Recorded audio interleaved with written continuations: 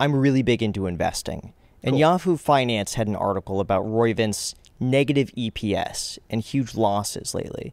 Who is sustaining those losses? So it's actually really important to understand the biotech business model, right? I mean, Roivant's a $9–10 billion some odd public company today.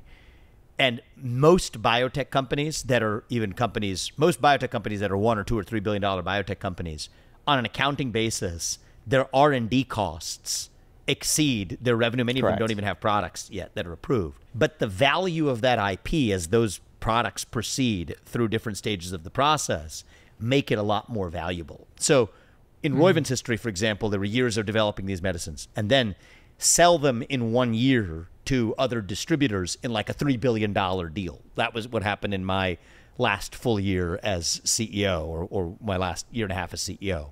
So it's just a way in which if you look at normal standard, industry outside of biotech, consumer products or whatever, you analyze it differently versus an IP industry, an intellectual property industry.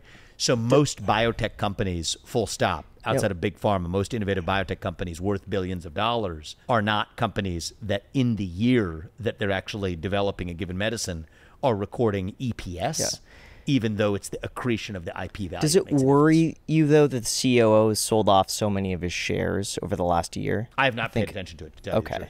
Once I've separated from the company, I've left my investments to somebody separate. But my view is that, my hope and expectation is that Roivant's going to be an incredibly successful company over the long run.